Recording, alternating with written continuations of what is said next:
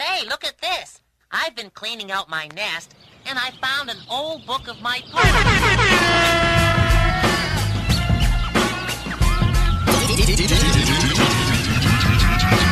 DJ. No love. Dig this. Product of the 90s production. Tell the politicians, the hustlers, live and let live. Tell the politicians, What up?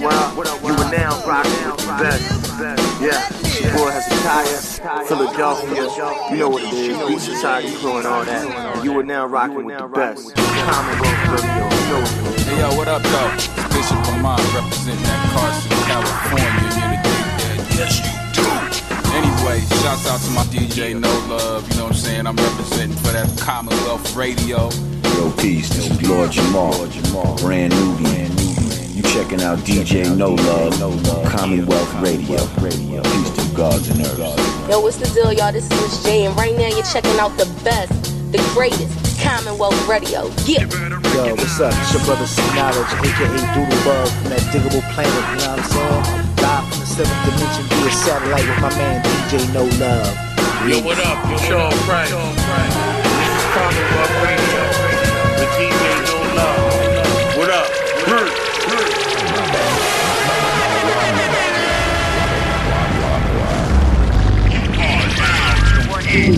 Commonwealth Radio. Alright, we up in the building. What's up, y'all? Commonwealth Radio, we back. It's your boy K Krills, DJ Strategy on the 1 and 2. We got a couple special guest hosts today. Got your boy Benny Vegas. Kicking it with your girl Tisha. And we got some Philly legends up in the building today. You want to introduce yourself? Well, you know, my name is 58th Street Beezy. I'm out. I want to get mine off this time. It's Ice the Super and the Naam Brigade. Oh, okay. So that's how when you say this group, you got to say, so how I feel to be a part of Ice the Super and the Naam Brigade. Mm-hmm. How I feel to be a part of Ice and Super. No, not. I'm just letting you know. Let's get it rough and go ahead. It's like, no, Ice the Superstar. What's up, y'all? Yeah. You know, Sonny Black, a.k.a. Sonny B Worldwide. You dig me? All right. So let the people know a little bit about yourself. Like, how long y'all been rapping, first of all? When y'all form? You know, when y'all meet? Well, we all grew up in the same hood, you know what I mean? It's like, no. We all grew up in the same, but me and Sonny was little kids, you know what I mean? Like, you know, doing little shows and stuff at the YMCA. Then when we got Ice the Super and the Naam Brigade, you know, about 90, I think. Well, no, 89, 90. We was little kids, man. Mm-hmm. We was called Task Force back then. It was like 100 of us wearing the Task Force jackets, you know, the sneaks, everything. You know what I mean? He came up. Rambo came up to battle me. I don't know what made him do that. You know what I'm saying? What happened with that? I won. Then we put him in the group. You know? We were like, oh, you're hot, though. You're hot. So y'all was Task Force. My man DJ Monster, he had a couple Task Force records. What y'all put out? DJ who? My man DJ Monster, he DJ up in New York. Taking those shorts. Yeah. Okay. When did y'all put that out? 93. We was young. When Dang Diggy come out? In 96. Oh yeah. We had it we was little kids. We was actually like the new wave of Philly back then. Mm-hmm. The only group that had a deal. We had a deal before the Roots. Really the Roots was like our young boys. You know, I would like to say that's the reason why even till today people still hate. They hate those days. Because we really was the first ones doing it. Big sages. You know what I'm saying? Yeah. Running around with Charlie Mack, you know, attachment to Will and Jeff. You know what I'm saying? And so a lot of these guys were fans at one time. Mm-hmm. You know what I'm saying? So, you know, it's a lot of resentment still there. But musically, we're going to set fire to the haters. Yeah. Okay. He's sober enough. Absolutely. So y'all got some new stuff coming out. Yeah. Okay, what y'all working on? I mean, a new album. like Sonny said, what Pharrell told him, it was timing. You know, because we was from that era, and then a new wave coming, people talking on camera, doing all that. You're like, oh, we ain't from Yeah, that. it was a lot of stuff we just wasn't into. And to keep it real, on some real shit, the new era, like, you do gotta fall back. You just gotta see what's going on, because it was at the point where we know we wasn't doing records like that. And we was like, if that's the new way, then we know we not doing that. Well, why don't we take it back to the 90s when y'all started, and just the era of the game itself as compared to today. So how did y'all, like, as far as like the grind, how did y'all, like, we all doing shows? Oh, we was doing any place had a mic. Put tapes together, you know what I mean? It was tape decks. Listen to this. You know what I mean? Young bucks don't know about that. There was no phone where you can go live on Instagram. Exactly. You know what I'm saying? So you had a lot of these artists out there. Right. You had to put yourself out there, and we was everywhere. Not only was we everywhere, we was tearing shit. Any place had a mic. It was from Sunday to Sunday. We was rocking because our best asset is performance. Yeah. Like, we'll kill anybody on stage. Like y'all put live work, and a lot of these people don't know what the work is. Yeah. They get in a setting that they ain't familiar with. They scared. They ready to get out of there. Actually, dirty body because they can work in Not too lyrical.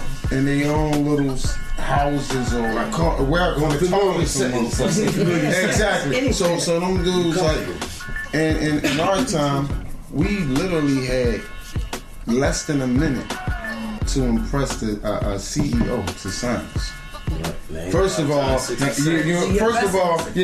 busy. First of all, right? All right, somebody to talk him into a minute. Just check these balls out, and that's all you got. That's all you had back then. You know what I'm saying? Once he press play, a couple bars come on, you know what he want to do. Then they get on their phone on you. You spit, they like, that made me die. We hangs it up on them. Boom, you're not talking to them. They know when we was done, and they was like, we like that. Keep it real, we was some crazy motherfuckers. We used to jump on the desk. We used to jump on that desk, fucking shit up. Yeah, full body. They used to be like, damn, y'all Yo, flip all phones, let the phone fall, break the window. And like, we'll do some shit like that.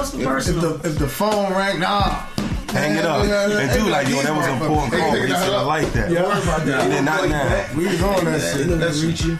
Like, we rap like back then for the whole industry, because our manager at the time, Charlie Mack, he was linked in.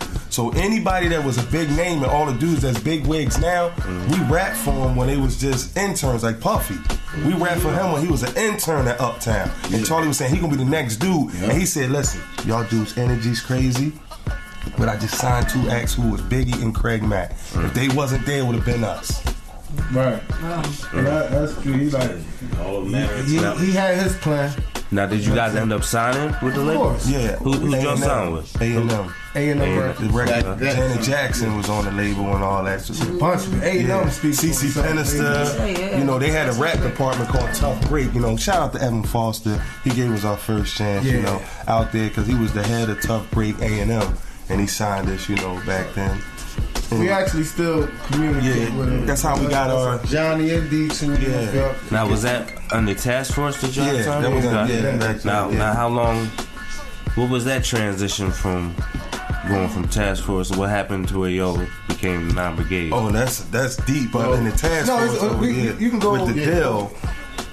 We had to step up as big boys then, because now you got to make records for this label. No, that too. He's saying what was the transfer? It was more of our late great brother, Q Don. Our group member that passed away. He passed away, got shot down, Club Evolution, straight bullet in 2000. Yeah, so he he came in the squad and he was a completely whole different energy.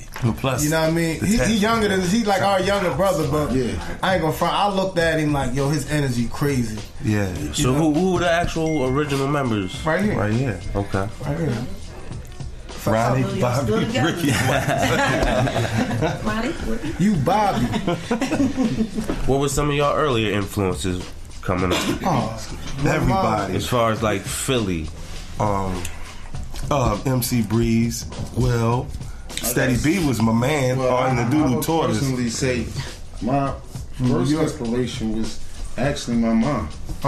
Seeing my mom write a rap.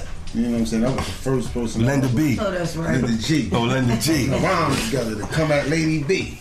and make that joint. And they rehearsing in the room. Then it was for me. After that, it was a guy in our neighborhood called Ace Cool Rock, AKR, Two Deaf MCs. He always, I saw them rehearsing in the schoolyard. Caught my ear, you know what I mean? He later came to help me out. He only wrote me one rhyme though. You know what I'm saying? I only got one out of him. Yeah, because they actually had a song back in the day called "You're Not Down." It was like #1 in Philly. It was DJ Bones and the Two Deaf MCs, and he was from our neighborhood, so he really inspired me because I used to just fantasize wanting to be Slick Rick, Dougie Fresh when the show record was out, and you know, but who I studied at that time was Rakim. Yeah, he was a rock. I studied LL. You know, L's my guy. I studied all of them. I was a Rakim dude, but I can't front on my man Cool Mo D. Cool Mo D was my man. He even wore the Porsches too.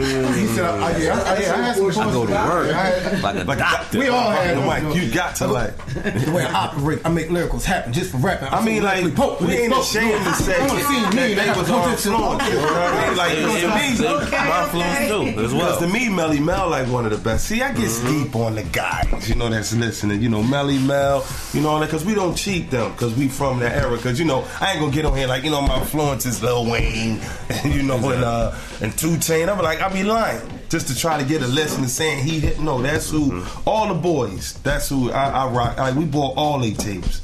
Like what's crazy is I idolized LL on our first world tour was with him. Right.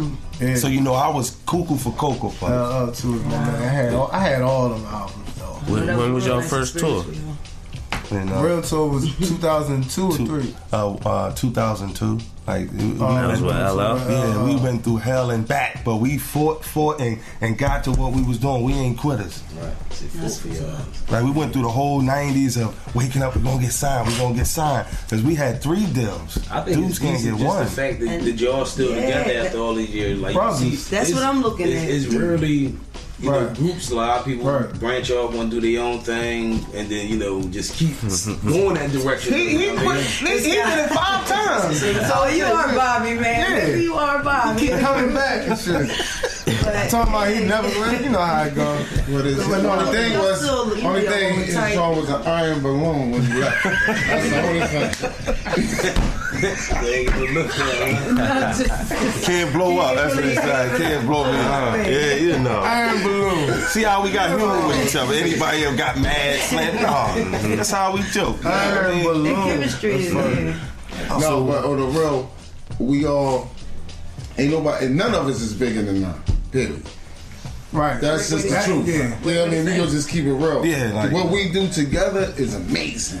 Right. You know, and what you do solo by yourself is good. No, mine is great. I ain't even cheat myself, but it ain't better than Nam. You know what I'm saying?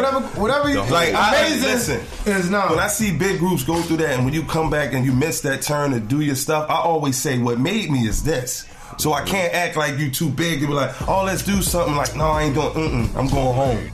I mean, Nam is what people know me from. They be like, yeah, you ran from Naam Brigade or Task Force, both of them. You know, like, we the only group in this city that had a group name that was Household, Task Force. Switch it and make the new name the Household. So listen, that was my actual. Where did y'all come up with that name? Because it's chicken wings and things. Because it means niggas all about money. Chicken wings and things. We had the meat and the name. That was sausage. You pointed to sausage.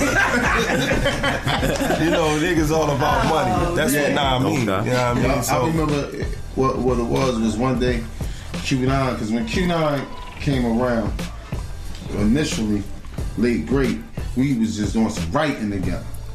And we was like writing for Foxy Brown at that time. And she was working on her album. She was signed to Don Pooh at that time. So, you know, later they just formed the brotherhood, and one thing led to another, to where as though we formed that, you know, that crew. But we was like, I remember I'm going to a Ram Squad.